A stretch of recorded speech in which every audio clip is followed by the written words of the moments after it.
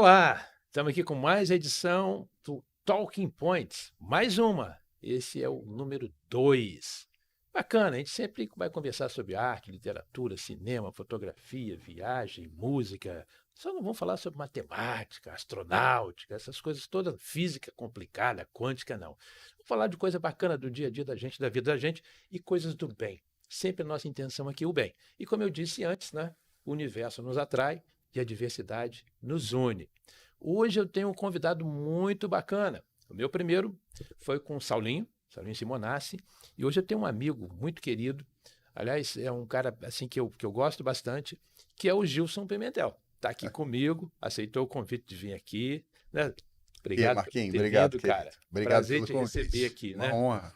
E nosso podcast, ele tem essa pegada de uma conversa livre e tal, não tem um roteiro pronto, a gente vai produzindo na hora, né? E sempre eu lembro de você, você tem várias nuances em termos de música, né? Mas eu lembro muito de você com uma pegada do Sinatra, né? Ah, Primeira coisa que eu lembro, assim, até o Vitor, brincar, é o Gilson Sinatra e tal. Eu lembro muito disso, acho que no Jazz Café, que foi quando eu te vi, assim, pelas primeiras vezes a cantando. estreia foi no Jazz Foi Café. no Jazz É, Café, do Carlos Augusto e da Miriam, né? isso. O grupo foi criado no Jazz Café para fazer uma estreia e na decorrência dos 7 anos do Jazz Café.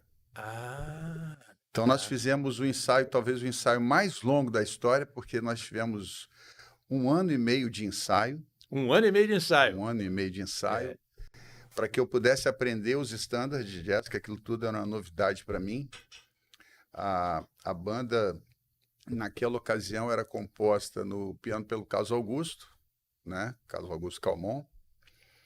Na guitarra, Fábio Calazans. Fábio No contrabaixo, Calazans. Paulo Sodré. Na bateria, Mário Rui.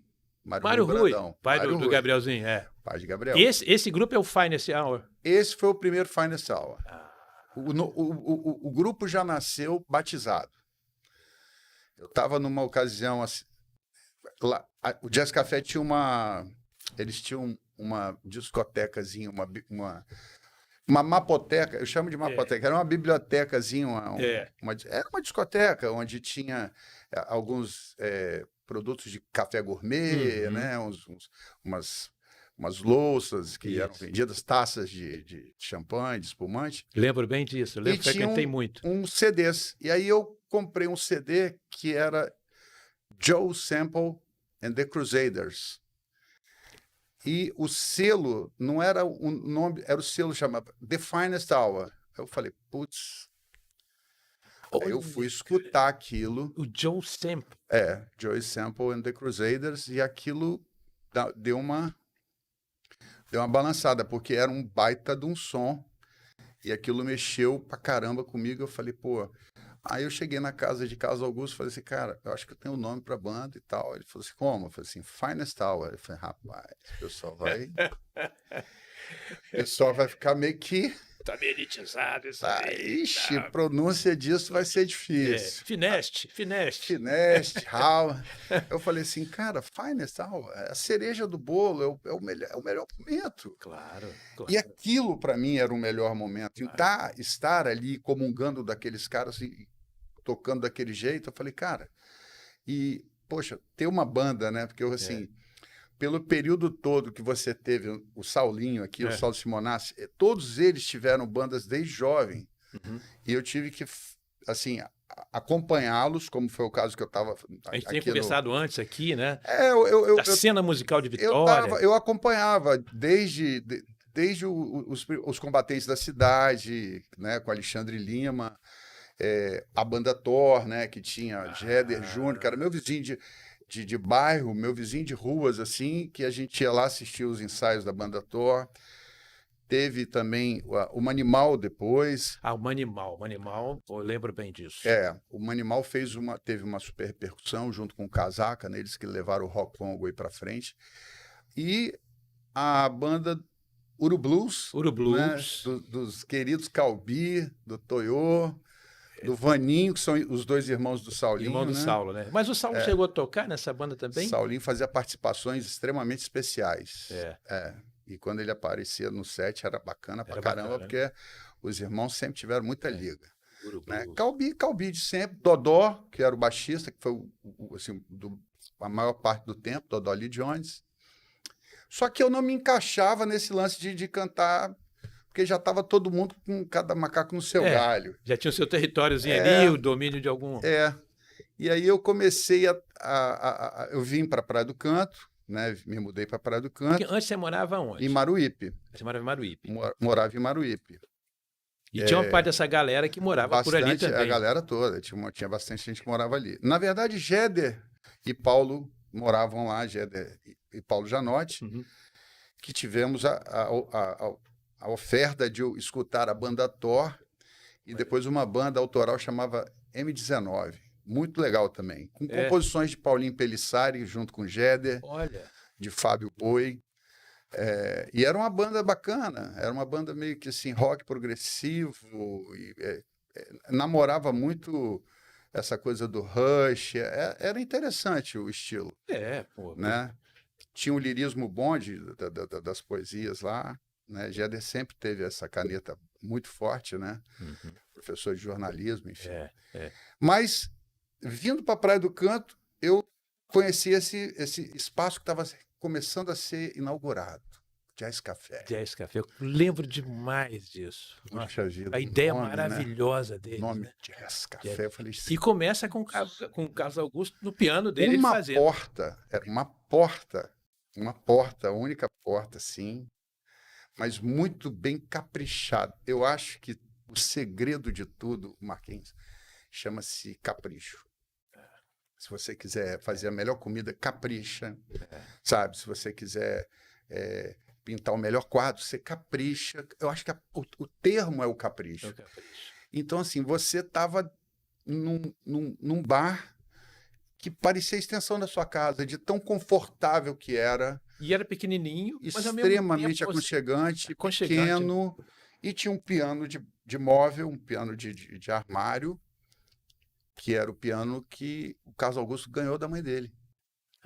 E que ele saía do escritório dele ali na Aleixo Neto e no final do expediente, quando podia, que não tinha outra reunião importante, ele sentava, levantava o piano e começava a tocar. Algumas vezes eu era plateia, porque eu estava ali vendendo meus vinhos. Eu te conheço de lá, cara. Eu te conheci lá. Exatamente. Você chegava lá, olha, os vinhos, a carta de vinhos e tal, mas já com o ouvido ligado ali na música. Exatamente. Eu sempre fui vendedor de vinho com a garrafa de vinho aberta. Eu levava o vinho, abria o vinho, servia o vinho. Lembro bem disso.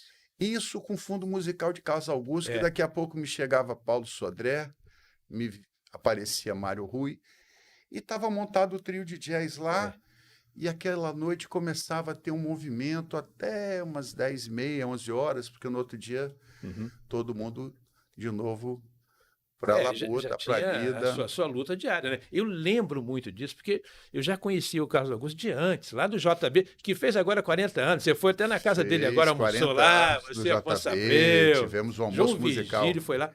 Eu conheço, porque eu levei o JB na minha casa, acho que 2 vezes.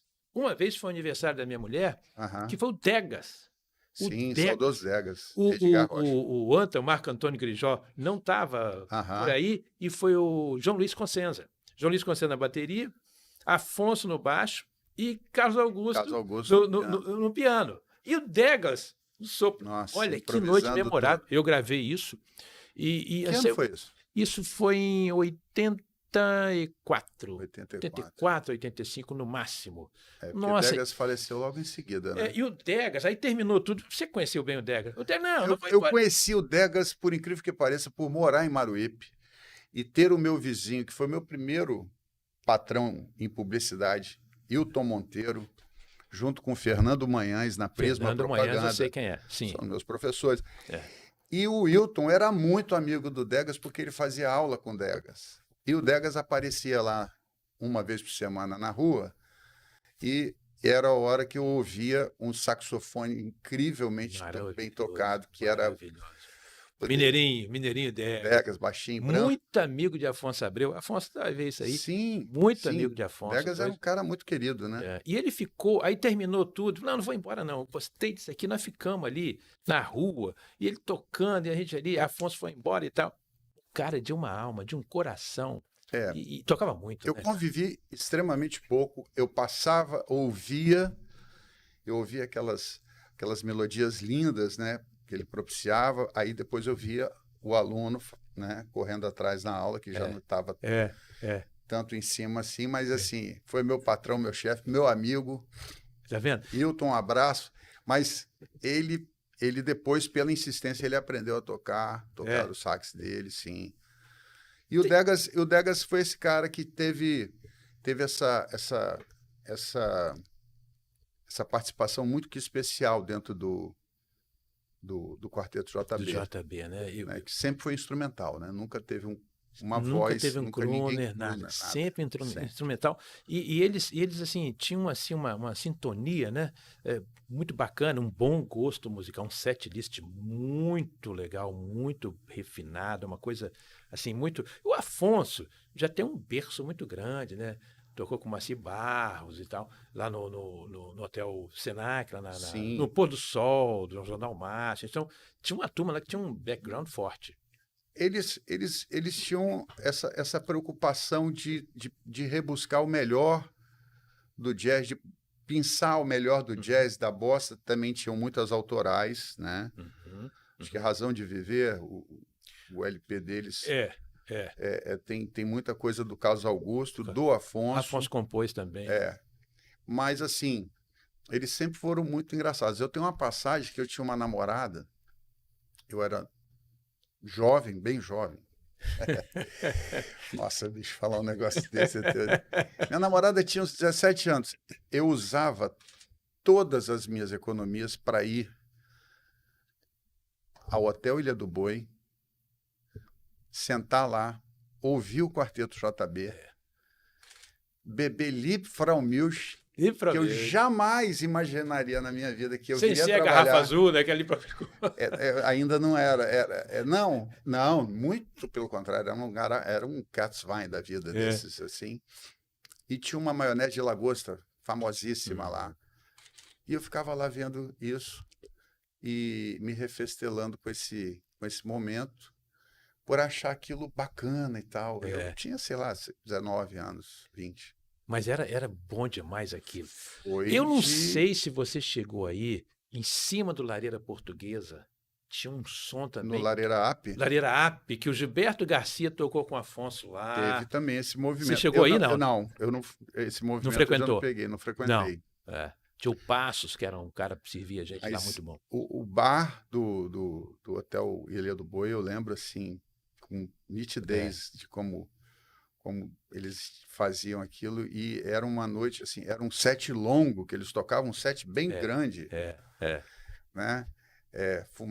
A fumaça de cigarro permeando tudo quanto é lugar. Naquela época não tinha problema. Era engraçado, né? Você fala assim, poxa, esse momento que traz esse romantismo, né? De você ver um filme, por exemplo, do Sinatra com Jim Martin, né? Que tem aquelas cenas deles nos bares, assim, bares bem pequenos, né? Tipo o Little Bar, o Ballroom Club, coisas pequenininhas, com muita fumaça, muito cigarro, muita gente. Uma mesa que parecia uma bandeja de pizza, né? Pequena, fazendo aquele monte de engalfinhamento de copo, de taça, de prato, de isqueiro, de cinzeiro. Era muito engraçado. Você falou uma coisa aí, cara, é muita coincidência. Falando do Joe Sample. Sim. O Joe Sample, o Tasso Lugon, que é um juiz amigo nosso, grande figura. Nós estávamos em Washington, D.C., numa missão lá do Partners, e eu falei, Tasso, aqui tem um lugar muito especial, chama Blues Alley. Vamos lá, pô.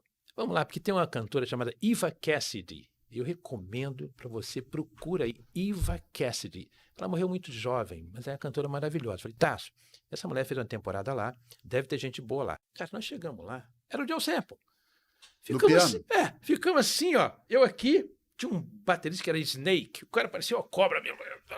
Eu e Tasso assim, o Joe Sample mandando lá. Tasso, aí, lembrando dessa coisa bacana. E você vem falar no Joe Sample, pô, que coincidência, cara. É porque, na verdade, quando eu comecei a escutar os standards, na verdade, o Carlos Augusto, meu mentor, Carlos Augusto, foi o cara que chegou e falou, ouve isso aqui, ouve isso aqui, ouve isso aqui. Tudo com CD. Então, assim, eu tirei os CDs de rock todos no meu carro e mudei todos eles para CD de jazz. E tinha muita coisa. E, assim, tinham coisas de Bill Evans, mas eram os temas mais para trás e era muito instrumental. Uhum. E o Joe Sample, ele sempre estava acompanhado de uma grande cantora. Então, era a Lala Hathaway, aquela que canta One Day I Fly Away. Meu Deus do céu. Cantava com o Joe Sample, não é? Sim. Porque eu peguei Lala Hathaway, que cantava Randy Crawford. Randy Crawford. Street Life. Eu né? tenho disco dele. A Lala Hathaway cantava One Day I'll Fly Away, também, que é uma versão soturna, bonita pra caramba.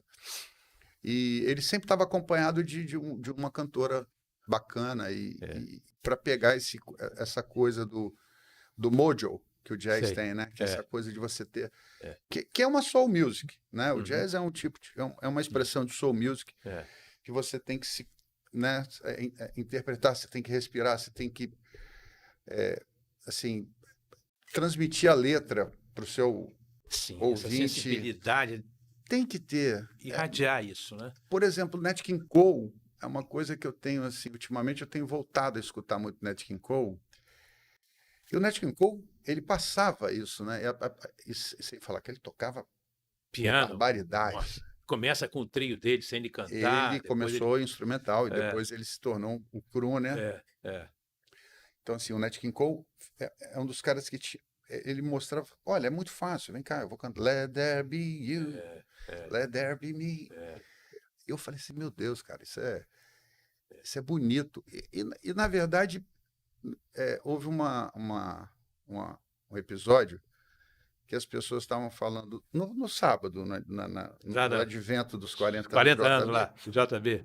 Que assim, o jazz propriamente, é a música popular norte-americana, né? Sendo ela cantada ou não.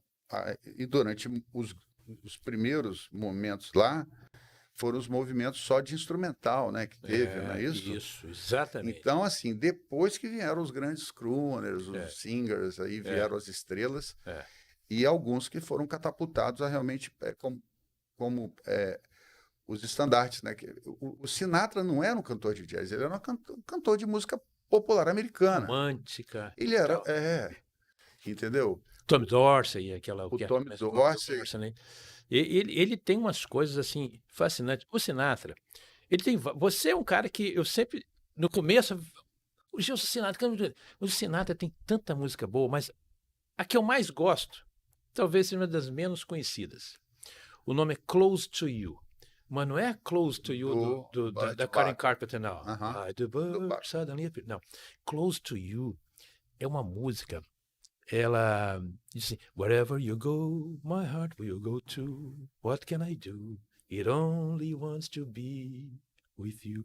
Ela é bem lá do bem. Nossa, ela é bem lá do bem. Pouca gente conhece. Procura, coloca aí na internet. Close to You. Ela é maravilhosa. A primeira versão dela, que é da década de 50 e pouco, ela é muito... Não é legal não, mas a segunda que ele fez... Porque ela é orquestrada? Ela não, porque ela tinha muito coral. Essa é mais limpa. Essa outra vez que ele fez... Ele teve muitos esses episódios de trabalhar com coral e violinos e cordas, violinos, né? E cordas, E aí, eu trouxe uma coisa aqui. Que é antológica, que é esse disco, que eu tenho o original. Sim. E eu comprei esse agora em 180 gramas. Olha só. Que é o disco dele, cara. Lovely. Em que ele tava... Esse disco aqui é de 58. Ele tá pintado de... Ele tá com a cara de palhaço. Tem uma lágrima. Sim. Por causa da Ava Gardner. É esse momento em que ele tá... E tem uma música aqui que você canta muito bem, Angel Eyes. Sim. Ela tá aqui porque esse disco é todo assim, uma tristeza, sentindo uma falta imensa da... E ele faz uma capa em que ele tá assim, e tem uma lágrima escorrendo. Um Only the Pierrot Lonely. Um apaixonado. Pierrot apaixonado. Cara, esse disco é fantástico. Only the Lonely. Agora, Gilson, outra coisa que eu quero te mostrar, o Sinatra regendo a Peggy Lee. Peggy Lee. Olha só aqui, Peggy Lee, Sinatra como regente.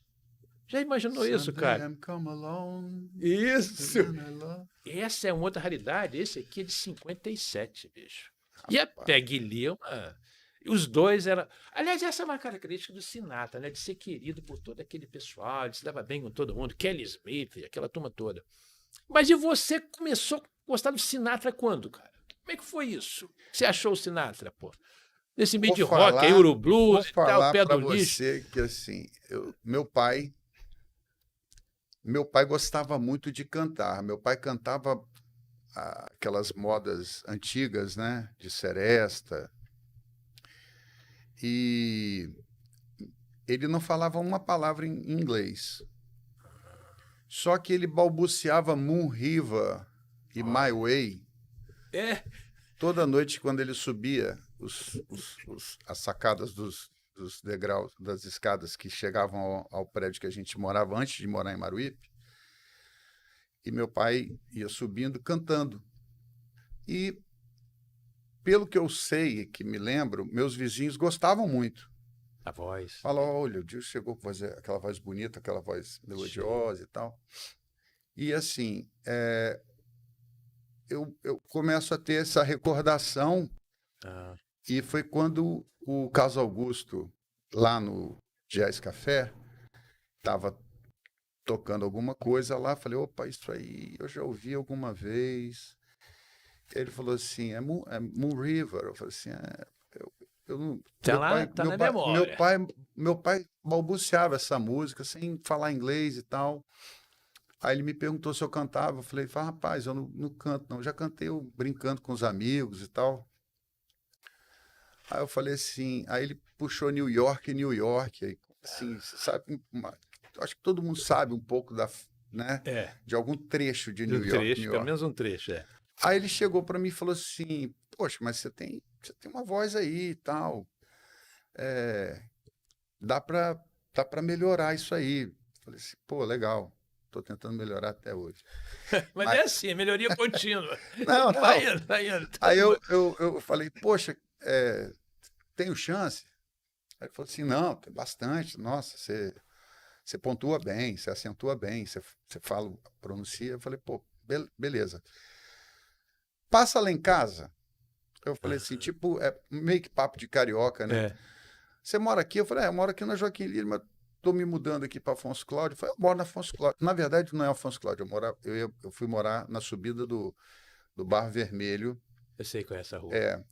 Ali do Vila Alpina ali. Aí eu cheguei, eu vou morar aqui, subindo a sua casa. Ele falou, rapaz, eu moro ali no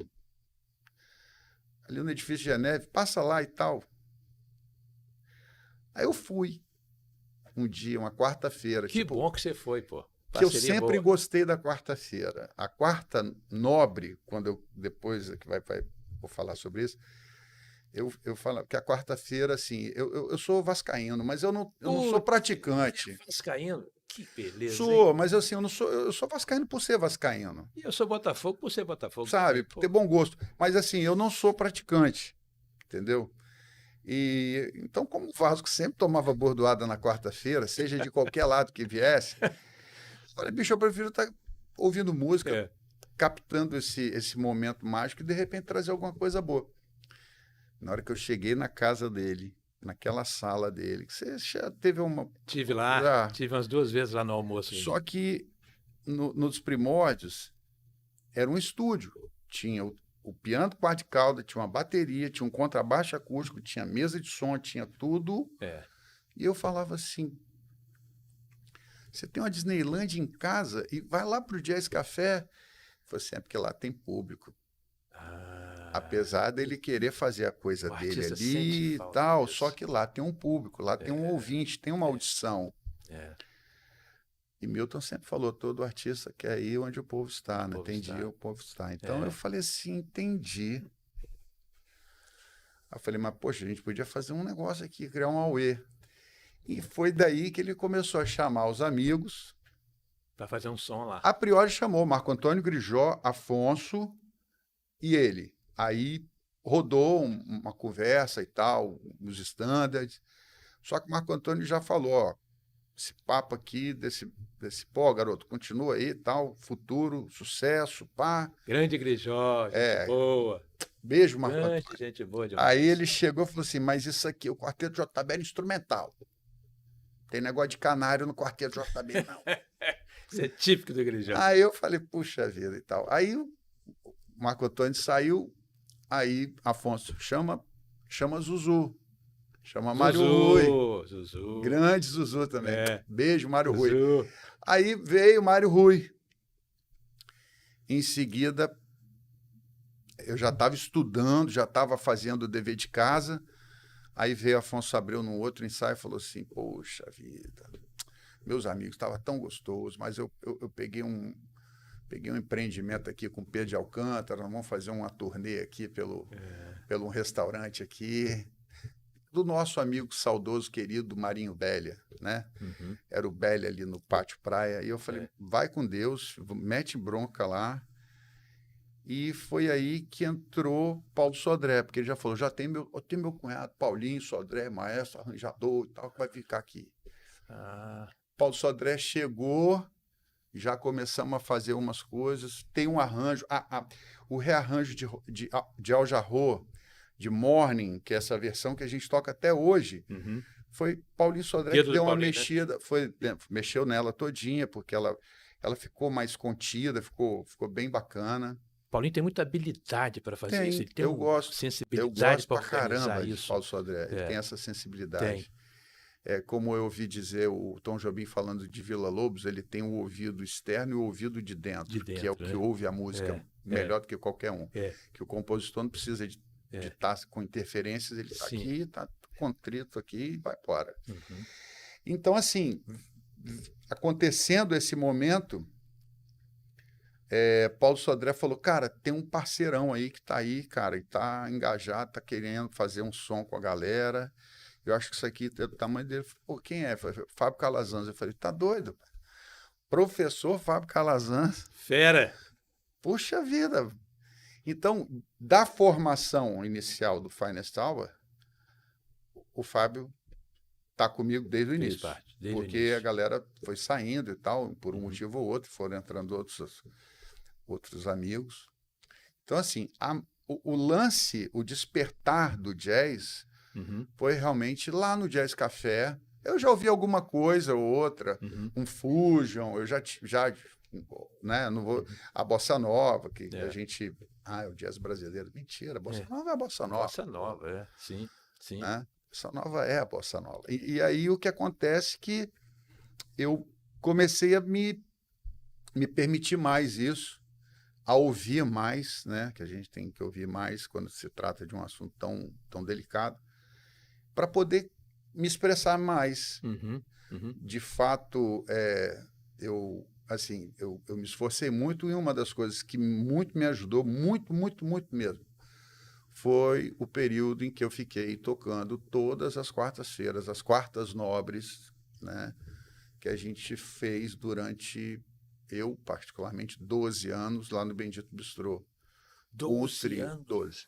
Desde quando a Mônica, minha prima, chegou dos Estados Unidos para a primeira instalação dela, que foi ali na Moacir Vidos. Sim, na Casa Rosa. Casa Rosa. A gente começou ali, porque ela falou, eu quero ter um sonzinho, uma musicazinha e tal.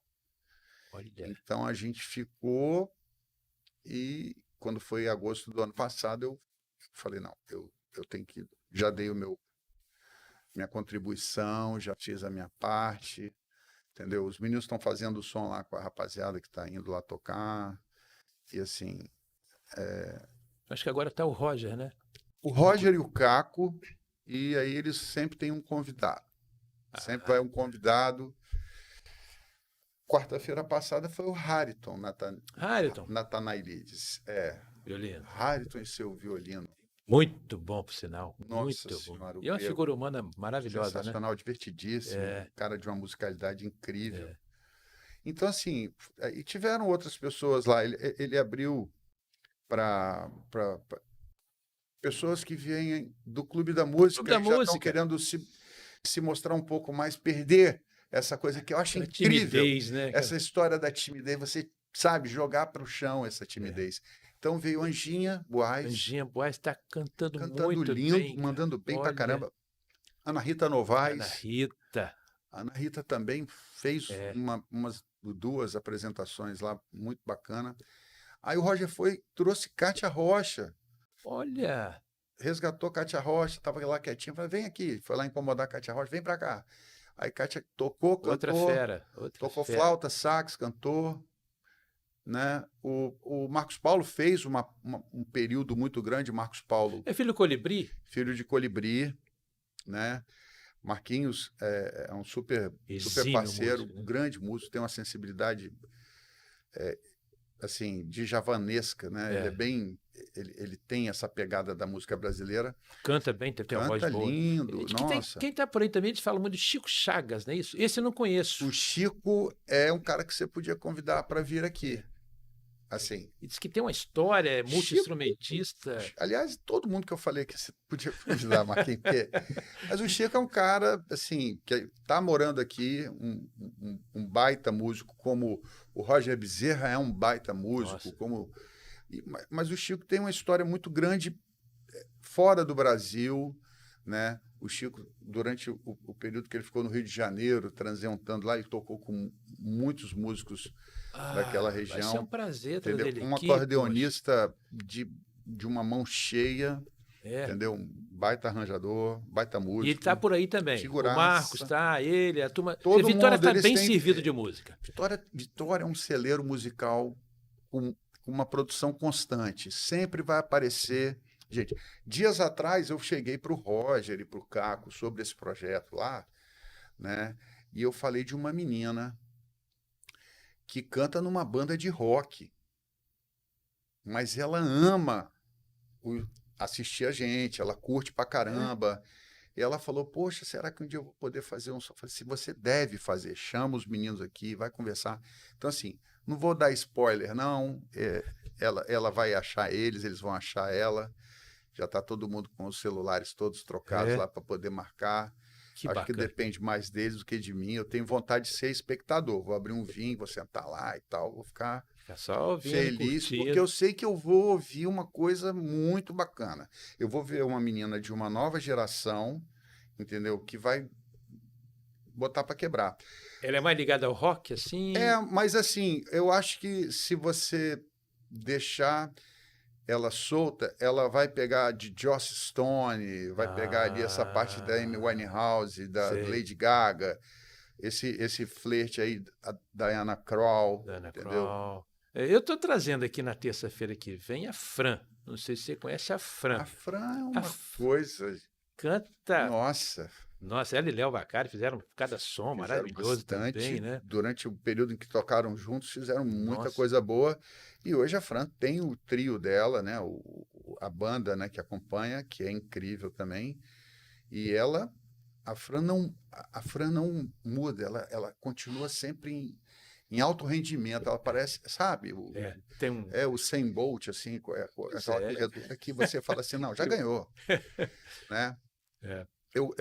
A galera, tem muita gente. Tem muita sabe? gente boa em Vitória, cara. Olha, e uma coisa, tio, agora eu queria deixar uma mensagem aqui para a gente valorizar os músicos. Eu sei que você que tem aí seu restaurante, o seu café, o seu barzinho, o músico é uma figura muito importante para o consumidor, para o cliente que vai lá. Então é legal valorizar, você não precisa pagar muito, mas também dá uma valorizada nele. E eu gostei muito, o Zé Olavo, não sei se o Zé Olavo vai ver a gente aí, o Vitor Biasucci e a Márcia Chagas, lá no Ocean Ville, lá em Vila Velha, com a cervejaria Elce, né? Do Zé Olavo. Então, Zé, parabéns aí, cara. Tap Beer, né? Bota lá mais, você passa o seu Pix lá. Parabéns, cara. Vamos incentivar isso, abrir esse espaço para a turma que está aí. Eu vou agregar mais algumas coisas sobre isso, porque eu acho que assim o restaurante está hoje um ambiente para receber a música ao vivo. O restaurante nunca foi feito para essa modalidade, né? sempre houveram as casas de show. Só que com o advento desse novo, desse novo mundo novo, essas casas de show não se mantêm. Elas precisam de ter... Então, assim, eu vejo o 244 tentando manter esse padrão bacana que eles têm, que é uma casa acolhedora, uma casa que recebe e respira música. É um templo ali, hoje é um templo. O 244 é o remanescente desse tipo de música, quando eu falo de jazz, de bossa nova, sabe, de música brasileira, né? Porque você tem os pubs, você tem lá, aqui na minha rua, lá tem o Motor Rockers, que tem a cena deles, do Motor Rockers, hoje muito vocacionada para música autoral, essas novas bandas. O 426, que já Saulinho, lá que é o pub do Saulo, que está lá com aquelas grandes atrações, e tem o Rock na Calçada e tudo mais. Nós fomos convidados para fazer 2 vezes o Rock na Calçada. Coincidentemente choveu nos 2 dias. Um não choveu, mas ameaçou chover, não convém colocar equipamento caro na chuva. Então, assim, mas tivemos um bom público, tivemos uma turma bem aclamando a gente lá, batendo palma, curtindo. Foi um domingo bacana. Isso é muito legal, Gilson.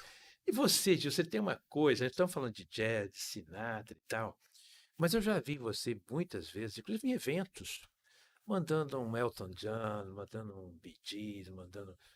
Essa é aquela coisa da música pop americana. E o que me impressiona nisso tudo? Não é você cantar legal só, não. É a memória que você tem da letra, pô. Você tem aquilo tudo na cabeça, cara. Aí já você não lê nada, pô. Aí já vem o lado da minha mãe. Esse berço aí, né? Minha mãe, ela botava na vitrola, botava assim 6 discos, um sobre o outro, e eram aleatórios. Vinha de Benito de Paula, Roberto Ribeiro, Roberto Carlos, Clara Nunes, mas tinham os Rod Stewart, o Elton John, tinha Brad era sensacional. Tinha o David Gates na versão David Gates, tinha Lobo eu também. cresci ouvindo isso, e tinha Santa Esmeralda, Hair. Isso tudo aí foi entrando no seu HD aí. Não, mas você lembra que quando você trouxe os discos aqui, vinil aí, né? Você abre, você tem toda a ficha técnica, você tem quem tudo. Quem tá tocando o quê? E eu sentava para triturar aquilo. Eu ficava lendo, vendo, ouvindo música e tal. Então, assim, eu acho que quando a gente é criança, a gente tem uma capacidade de absorção muito maior de línguas, né? Então, eu tive esse momento, aprendi, sempre gostei muito, porque me tocou bastante, sempre ouvi muito rock. Meu primeiro disco de rock que eu comprei na minha vida foi o The Dark Side of the Moon, que vai fazer 50 anos agora, né? E me parece que a Larissa, a banda... Não é a Larissa, é o pessoal de outra banda que vai fazer um show lá no 426, desculpa. Então, assim, e a música Time. Né? Ela tá no repertório do Rock Swings, do Finest Hour, que a gente tem no último show que a gente fez lá no ano passado no Teatro Sesc Glória. Sei. Nós fizemos lá no final de agosto também. E esse show a gente pensou algumas músicas de rock, de pop, dos anos 60, 70, 80, e jogamos num caldeirão, mexemos em alguns arranjos, alguns já tinham os arranjos prontos, mas a grande maioria arranjos de Fábio Calazans e Roger Bezerra. Os dois são fera, cara. Edu Chaibrum também dando os seus bons... o Edu na percussão da bateria. Né? E o Roger tem essa característica. Você lembrou ontem lá no Clube da Música, a Silvia ia cantar uma música e o cara falou assim, o Roger acho que não conhecia, não, Scarborough Fair. Are you going Simon to Garfunkel. Fair? Mas ele rapidinho pegou e você precisa ver o que ele fez no teclado. Putz. Cara, então, o Roger tem essa característica, né? Talvez ele não conhecia mesmo, tal, não era do universo dele, mas ele pegou aquilo ali e saiu um negócio de louco, cara. Nossa. Eu ouvi, eu tinha o ao vivo no Central Park deles, né?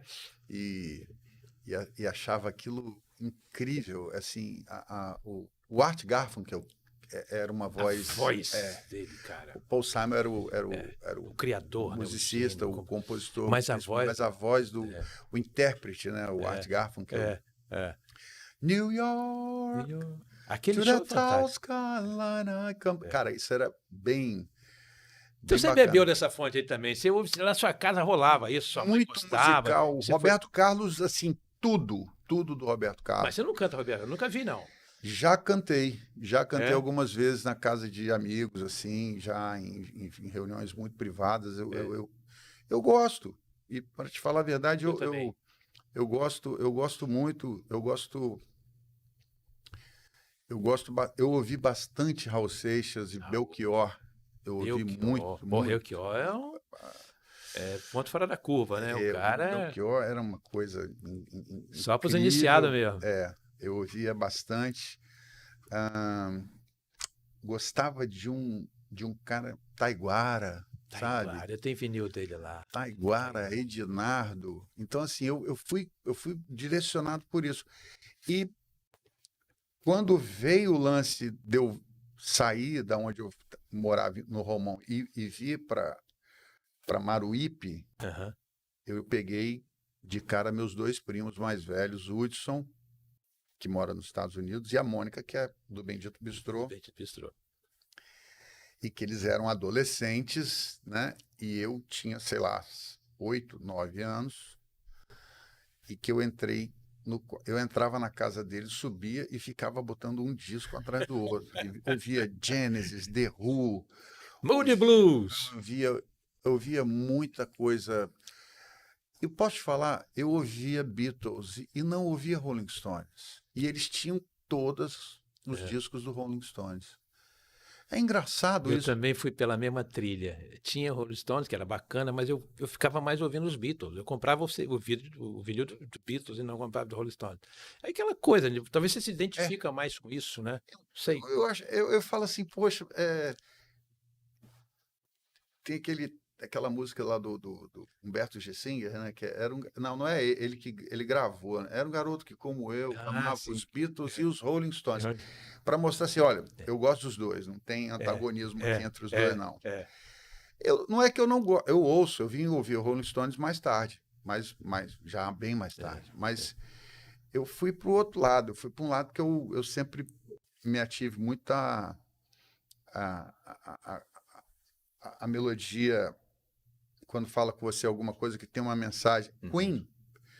O Queen me acachapou com uma coisa boba. Eu fui assistir o filme Flash Gordon. E voltei e falei assim, eu vou comprar o disco do Flash Gordon por causa da música. Aí o saudoso Golias chegou e falou, não, mas tem isso aqui. Aí eu falei, mãe, vou levar. Aí levei A Day at the Race, at Night at the Opera, o Queen 3, e esses 3 foram os primeiros que eu levei. E aí fui ouvir e fiquei encantado com aquilo também, porque o Fred Mercury mostrou um universo pra gente que é... Tem um Queen in Japan, um vinil, olha, aquilo ali pra mim é um supra-sumo. Queen in Japan. Olha, tem o jazz, né? Tem o jazz também, que é... Muito bom. O Queen Independent eu tenho vídeo laser. Existia um troço chamado vídeo laser. Ixi, aquela bolacha bolacha enorme. Qual é a vantagem? A imagem hoje é horrível, né? Mas o som. Tinha eu coloquei ele para ouvir, né? o som. O som é maravilhoso. O som é maravilhoso. A imagem ficou ruim, mas o som, então, tem vários lá que de vez em quando eu coloco para rodar. Eu sou um colecionador dessas tralhas todas, né? Eu aqui, vejo. Ó, vou te mostrar um negócio aqui. Olha isso aqui. Olha isso aqui, só, gente, é uma fita. Poxa de tape deck, cara. De Frank Sinatra, olha só. Elemento indispensável para isso aqui, pessoal. É uma caneta Bic. Se você não tiver uma caneta Bic, você está frito. E antigamente também tinha um outro detalhe para os mais MacGyver, né? Era uma como é que era? Base de esmalte, né? Para você poder colar o acetato aqui quando rompia a fita, quando ele mordia pelo... Sinatra, Come Swing With Me. Aí, Come swing with me. tá vendo? E fita de cassete, hein? Eu tenho ainda tape deck, tem tudo lá. E é que essa tralha toda eu gosto, né? Pô, Gilson, que bacana, cara, Marquinhos, essa beleza. vida sua musical, né?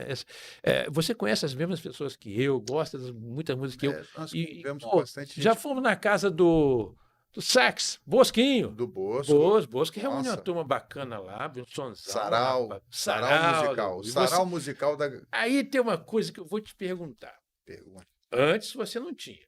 Daqui um pouco você começa a aparecer com Sim. uma bateriazinha, eu vou chamar de tarol, eu tô Não, falando, não é um tarol, aquilo é um, sei lá, porque é aquilo. É a tamba. Tamba. É a tamba.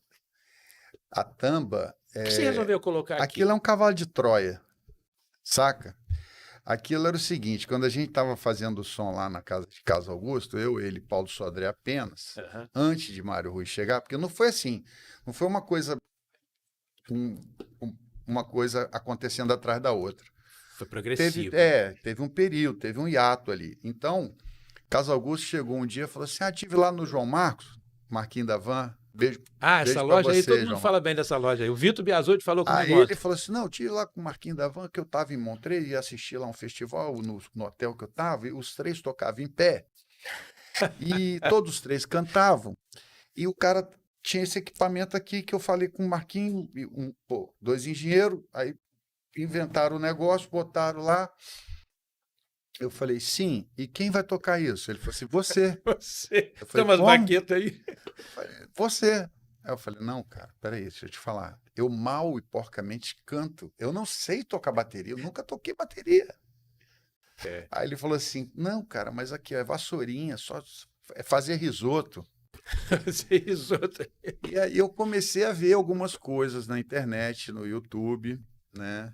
Algumas videoaulas para fazer sobre a condução. E uma das coisas que eu sempre falei que eu nunca ia ser, eu nunca ia aprender a tocar bateria, eu não ia ser um baterista, eu não estava querendo fazer aquilo, eu estava preenchendo um buraco ali e de preferência não atrapalhando. Quase que imperceptível, tá ali só. Às vezes ficava bem perceptível, porque quando o ruído externo era muito alto, ela não era amplificada, não dava para botar microfonação, essas coisas todas. Às vezes a gente colocava um evento muito especial. Mas assim, eu comecei a fazer isso. E aí comecei a pegar gosto. Na pandemia, eu fiquei muito dentro de casa, aí fiquei praticando muito e tal. Acho que voltei até um pouquinho razoável, não vou falar melhor. E sempre conduzi aquilo cantando, tocando. Realmente ficou um formato legal do trio. Ficou, era legal e tal. Só que existe uma coisa. Nós somos seres humanos e a gente é suscetível a ter algumas coisas. Então, assim, as minhas 3 hérnias de disco cervicais não me permitiam ter esse microfone num pedestal reto, porque esse microfone, para mim, só funciona em pedestal reto. Esses pedestais Você sempre aqui usou maior. esse aí, esse sempre, estilo é o meu aí. microfone.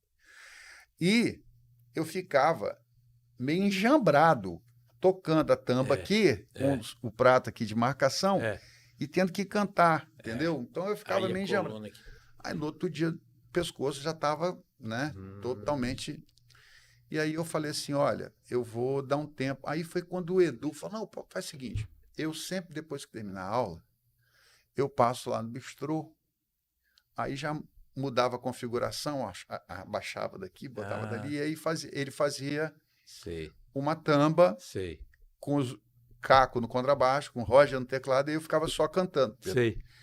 Então, assim, e funcionava, às vezes com o Fábio Calazans na guitarra, Chico Chagas também substitui o Roger algumas vezes lá, né? Então, era essa tamba foi um cavalo de Troia, então, de Carlos Augusto e João Marcos da Van. João Marcos toca e leva aí e tal. E ficou até bacana, eu vi na casa de Bosco você fazendo isso. Sim, eu levei várias vezes.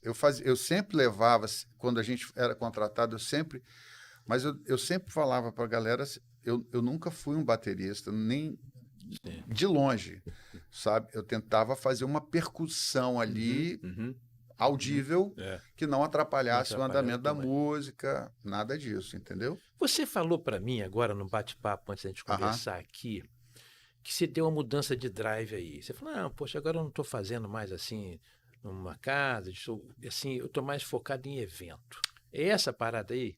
Sim, na verdade é o seguinte, Marquinhos, quando a gente pensou lá atrás no Finest Hour, que simbolicamente seria a cereja do bolo, era para a gente poder realizar cerimônia de casamento. Cerimônia não, mas tocar no casamento no primeiro set ali. Tá. Naquela hora do vucu-vucu, que tá todo mundo querendo achar uma mesa e tal, a gente tem uma música que atenuasse o ânimo da galera, para todo mundo chegar bem com aquela música bacana, com aquele som legal, envolvente, que não atrapalhasse nada. Sim. E assim, ou até para estar participando da cerimônia naquela falésia, sabe, naquela coisa. Mas aqui, nós não estamos nos Hamptons. Hein? A nossa falésia lá em Carapebus. Não, aqui, lá,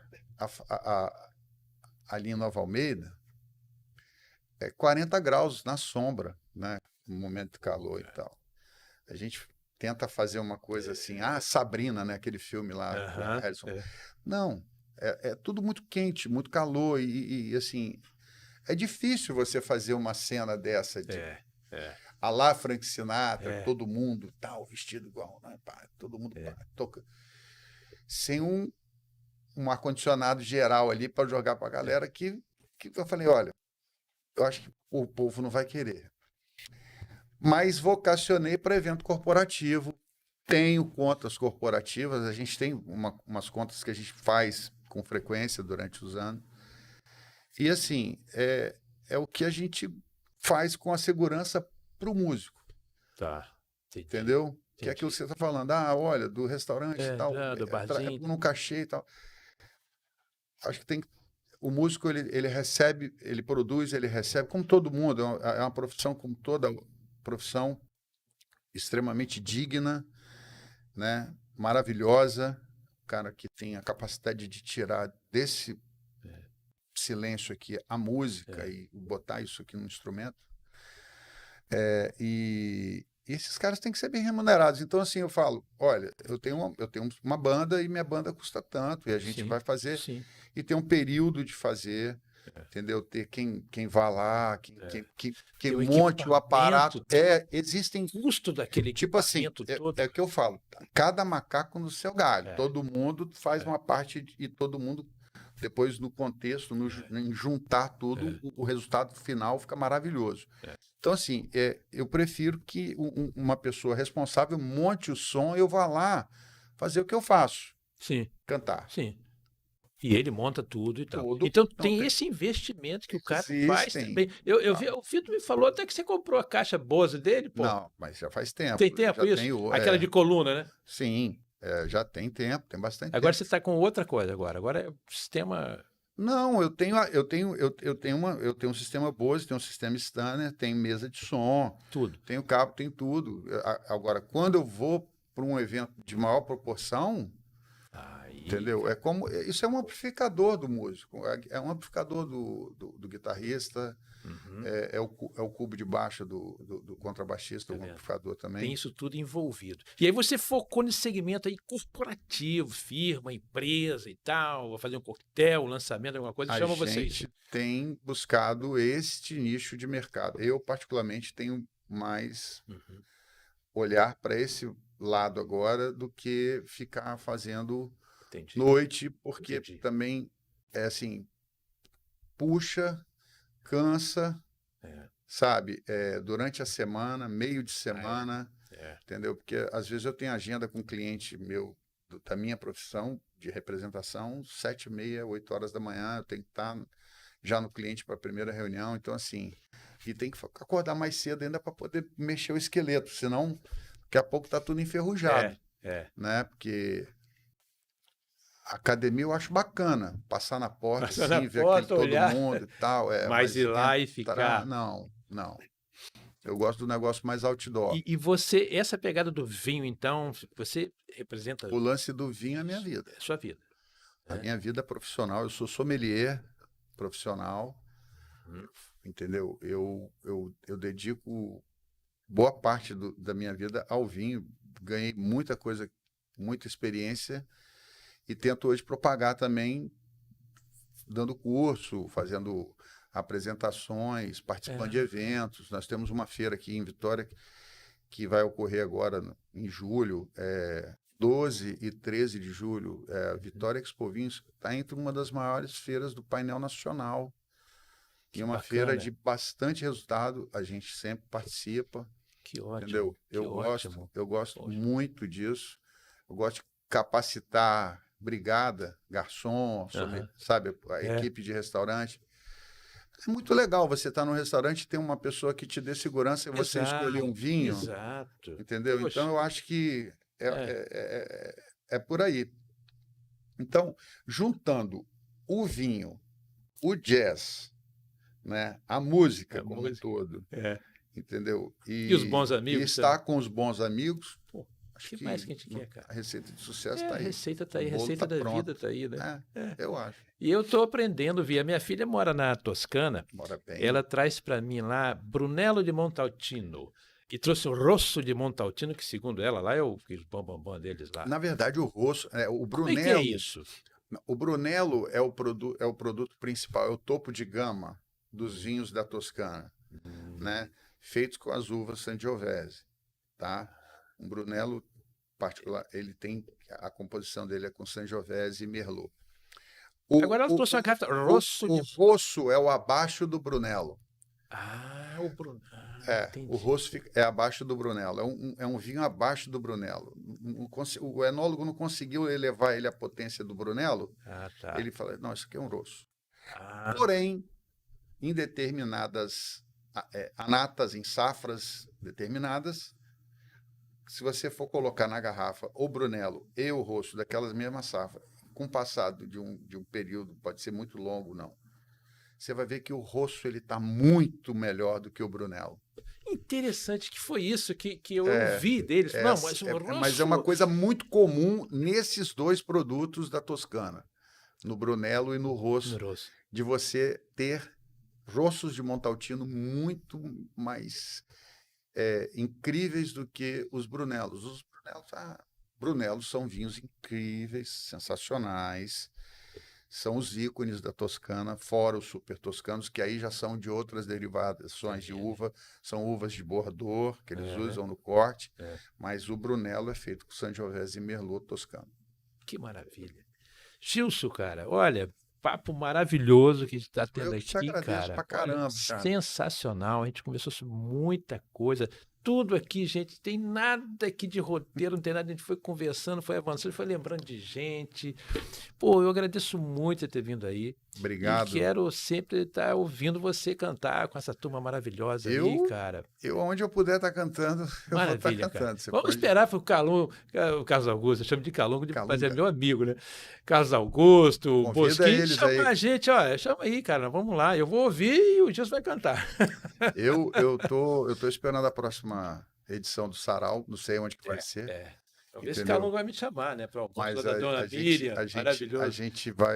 A gente sempre faz com muita alegria, né? Com muita despretensão, que é uma coisa extremamente despretensiosa. Reunião de amigos, né? Amigos chegados. Ali não tem competição, tem nada. Todo mundo pega o equipamento, toca aqui, toca lá. Aí e fica super bom. Fiquei muito feliz de ver o João Virgílio. Eu vi a foto de João Virgílio nesse almoço. Cara, rapaz, o João tava... Olha, eu fiquei feliz. Eu fiquei feliz por ele também. Eu fiquei bastante feliz. O primeiro conjunto capixaba a gravar um vinil, a gravar um disco. Traz o João Virgílio, cara. Convida ele. Pô, vou trazer ele aí pra gente bater um papo. João, cara. Vou trazer 2, 3 logo que a gente faz aqui um som também. Cara, tava o Ilmar. Ilmar cantou com o Altemar Dutra, eu acho, coisa assim, não foi? Ilmar. Entendeu? Olha, que beleza. Tava bem frequente. Tarcísio Faustini, Eliane Gonzaga. Eliane, nossa, canta muito bem, Tarcísio. Não sei se o Cristóvão foi. Cristóvão toca um piano. Não, o Cristóvão não foi.